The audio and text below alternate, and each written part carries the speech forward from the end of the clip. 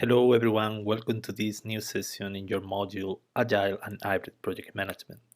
Today we are going to cover the topic of Agile rituals and building teams. Here you have the overview for that session. In that session you will understand which are the key Agile rituals and we will evaluate how these Agile rituals can benefit the project. Also, we will identify the best communication method for an agile team, and you will understand the best team dynamics in agile teams. Finally, we will explore how to manage change in an agile process. The first agile ritual is to hold daily stand-ups. Last week we were talking about daily Scrum meetings. This is essentially the same. This is the generalization of the concept. So when we are implementing an agile approach, it's important to include these daily stand-ups in order to understand the progress, the short plans, the impediment, and to keep in mind the sprint and iteration goal every day. The second ritual is called show and tells. In normal meetings, people explain their progresses, their barriers, etc. But basically, they tell their stories. In an agile approach, there is the expectation to tell and show jointly. It means that we are able to demonstrate the progress that we are doing in our user stories by showing working software, a model, something that is more visual and tangible. The third ritual is retrospectives.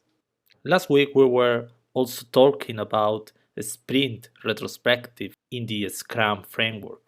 So the objective of the retrospectives meetings is to understand what went well, what didn't go so well, and what are we going to do differently next time in order to bring some improvement to the processes and dynamics. In this figure, you can understand better the integration of retrospective workshop into the iteration or sprint. So we plan the workshop, we identify the activities that went well or not so well, or the different risks. We analyze the issues, the different risks. We agree the actions, and we plan the action. Then we will continue with the sprint, and at the end of the sprint, we will organize again a retrospective workshop. Here you have some examples of management tools that can be used in the retrospective meetings. The Explorers, Shoppers, Vacationers, Prisoners is about the attitude of the people in the meeting. Timeline is obviously to check the progress against the time plan. 5 whys to find out the roots of something for both positive and negative events. Fishbone diagram and plus delta tool, which is again about understanding what worked well and what should be changed. Another important ritual is the presence of visual boards, or as we saw last week, the generation and development of online boards. But the idea is that the communication is fluent and everyone in the team has a right perspective about what's going on in the project. And finally, maybe this is not a ritual, but is a very useful tool that is used in most of the framework for agile approaches in project is the burn down or burn up chart. Here we are going to explain the burn down chart, which is very valuable because graphically we can observe how much we are ahead or behind in the project and anyone can easily understand. So in this discontinuous line we have the planned effort for the sprint. Here we are considering a sprint of 10 days and the continuous line represents the actual progress. Here you have another example. Usually we represent here the time for the sprint or iteration, and here the estimation for the sprint backlog could be expressed in days or in points that we have allocated to the different stories. For example, here you can see that we are representing the remaining story points. What is very easy to see is that if we are behind schedule, the line is over the initial plan, or if we are ahead of schedule, because our actual performance is going below the initial plan. Instead of burn down, we can also represent burn up chart, but the essence is the same. In order to understand better the progress of the overall project and to control how the project is going on, we can use the Scrum overview, in which we are integrating the different sprints and visualizing our performance for each sprint. This will give us a big picture about the project.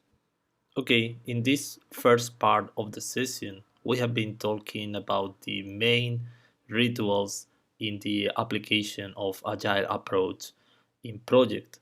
And now we are going to focus on other two key issues, which are communication and building effective teams. If you remember, when we were talking about the 12 agile principles, we defined face to face communication as one of these 12 principles. So, when possible, in agile management, we always want to have face to face communication, face to face meeting. And the reason is clear because, according to many studies, the richness of the communication and the effectiveness of the communication is much better when we are having face to face. In that chart, you can see the comparison between face to face and other type of communication. And same here, the communication effectiveness is much higher when we are able to hold face to face meeting and face to face conversations. Sometimes, as we are unfortunately experiencing now, we have to hold meetings which are geographically distant. In that case, it's better to have video conferencing over phone conversation or just email online chat conversation. So, as a general rule, keep in mind that the best way is to have face to face around a board or around a shared sketching environment or face to face conversation. If that is not possible, video conference. If that is not possible, phone conversation. And if that is still not possible, then to recur to email or online chat conversation.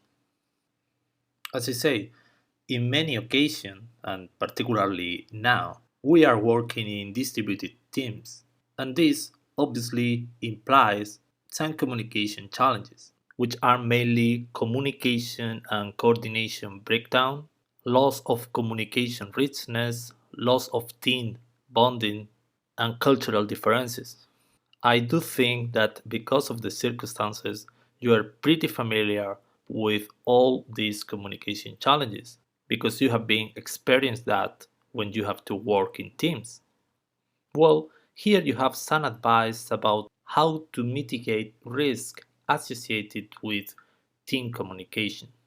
As we saw before, it's better to hold video conferencing over other means of communication, to create a shared knowledge of management system, to implement collaboration platforms such as Teams or OneDrive, to use instant messaging when needed. You can use WeChat, Messenger, Telegram, WhatsApp, and to use interactive whiteboards, as we were explaining last week, like Trello.com, Monday.com, etc. The fifth of the 12 principles underlying the Agile Manifesto starts with build projects around motivated individuals. So it seems clear that motivation releases energy and creativity, and this is essential to achieve high performance. So it's very important to understand what motivates individuals and the vital role that talent plays in achieving high performance. Connected with that is very famous the Maslow's hierarchy of needs, which establishes the levels of needs for individuals. So Maslow basically developed a humanistic psychological model related to human motivation.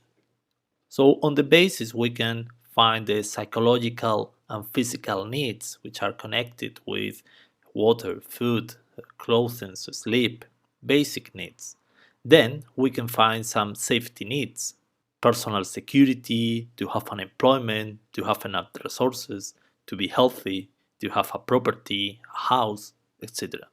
The following, the following level is love and belonging.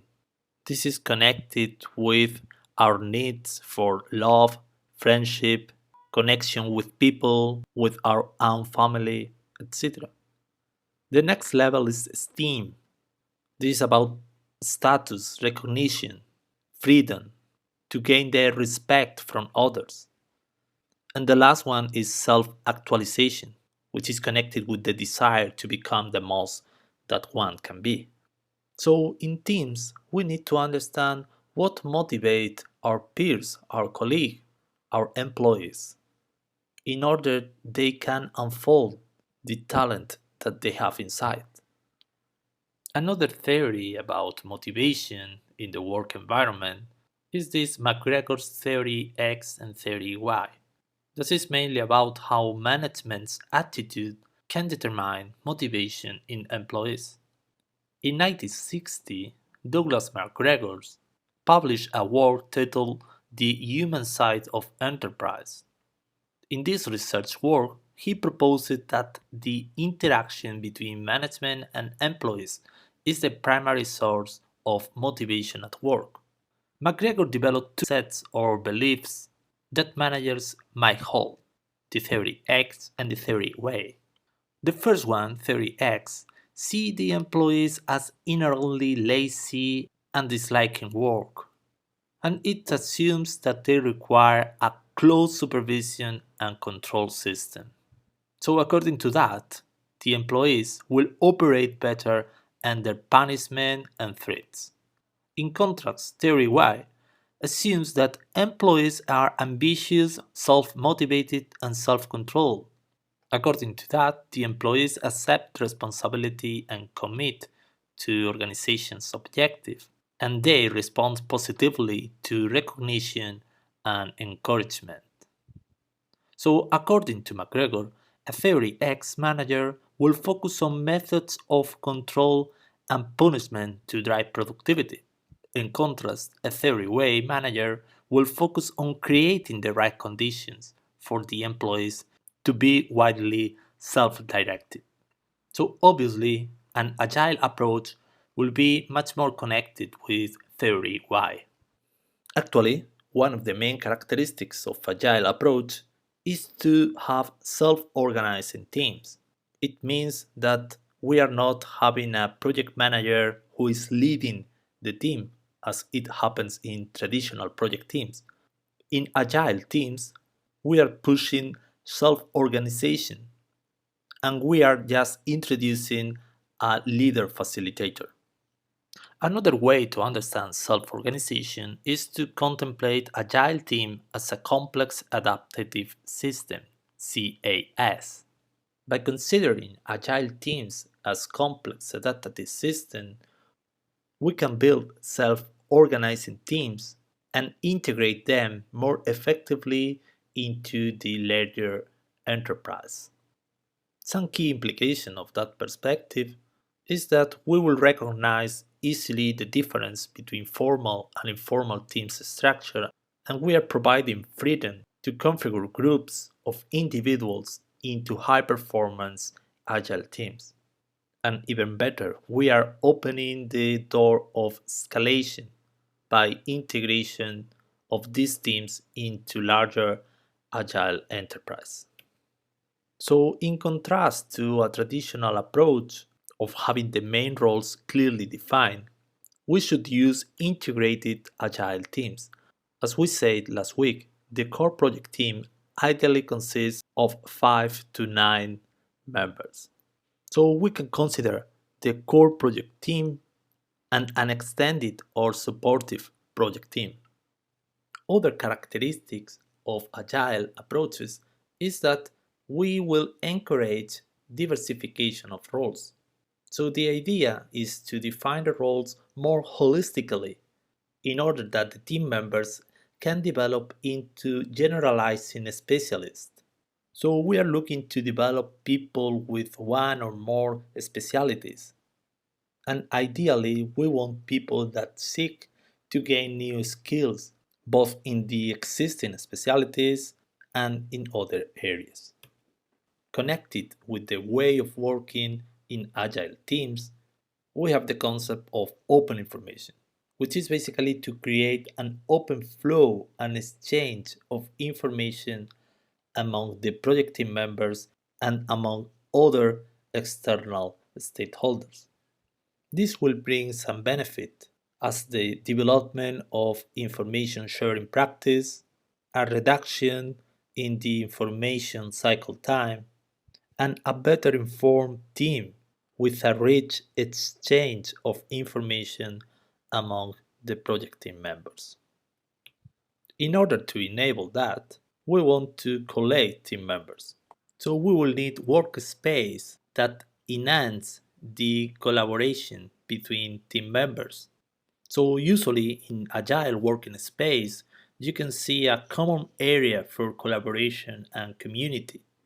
And then we can include some caves for privacy to do your phone calls, web surfing, or other individual tasks. But obviously, to work in common areas increases the flow of information among the project team. As you already know, agile teams aim to unrestrict business and technical opportunities by not designing everything up front. Instead, design is based on facts that are learned whilst developing stories. This fundamental design thinking is driven by the concept of last responsible moment. The last responsible moment is the moment at which something needs to happen.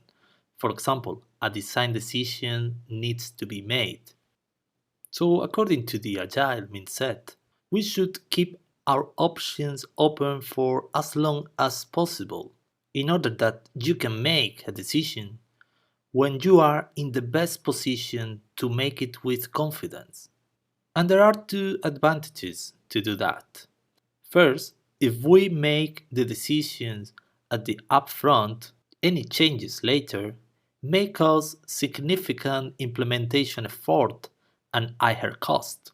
While if we wait until the last responsible moment to make decision, we can make decision based on more evidence that has been already identified. So this typically means that decisions are better in terms of quality because we are basing them on some little evidence. So therefore, in agile delivery, the teams will not implement big design upfront. They implement enough design upfront. Well, in order to understand the dynamics in a team, a classical theory was developed by Tuckman. He identified the main four stages for team evolution, which are forming, storming, which is maybe the most important one, when the conflict arises, with the power struggle, but this is a necessary step in order to achieve the norming when people understand better their role and the way of working and the dynamics on the team, and we can see cohesion and mutual support in the team, and we can achieve the performing. Sometimes, because of changes, we can arrive again to a storming stage, but after that, again, we will achieve the norming and performing stages.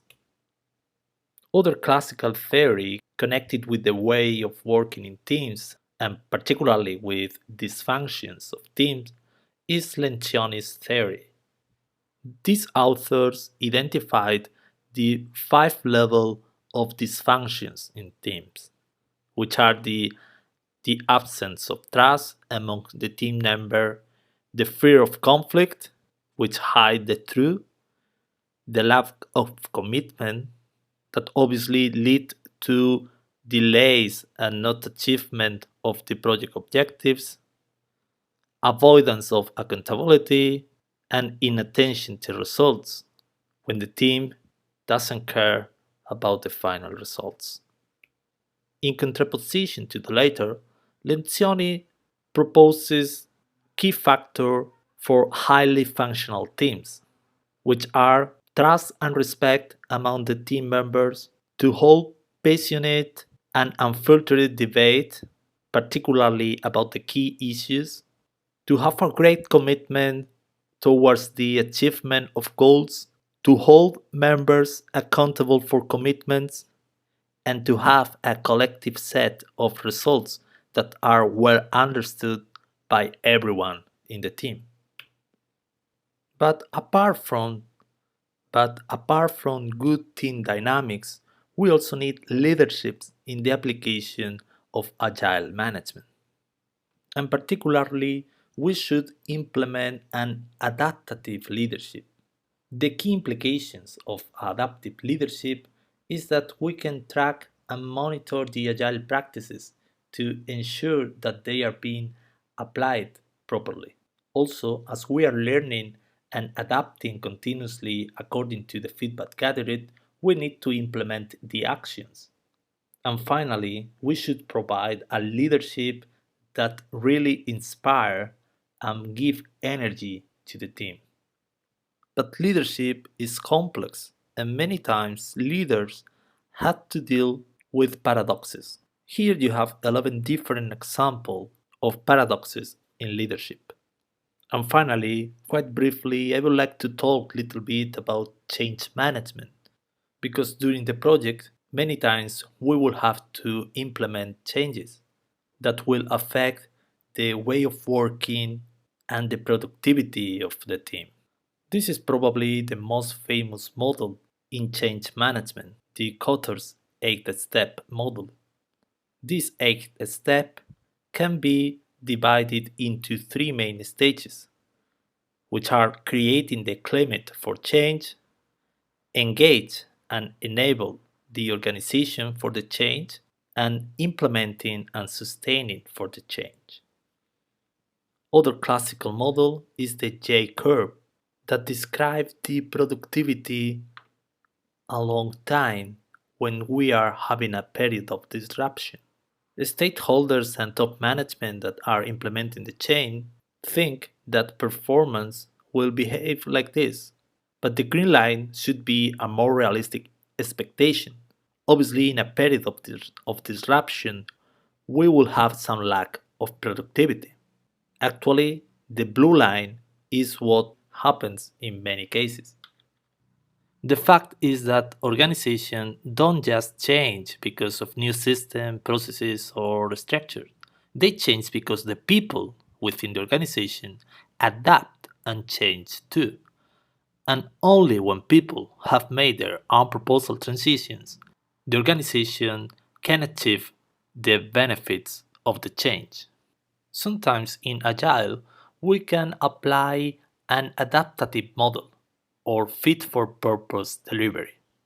Some of the principles connected with this way of delivery are to eliminate waste, build in quality, create knowledge among the team members, defer commitment, that basically means waiting until the last responsible moment to make a decision, deliver fast, respect people, both internal and external stakeholders, and optimize the whole.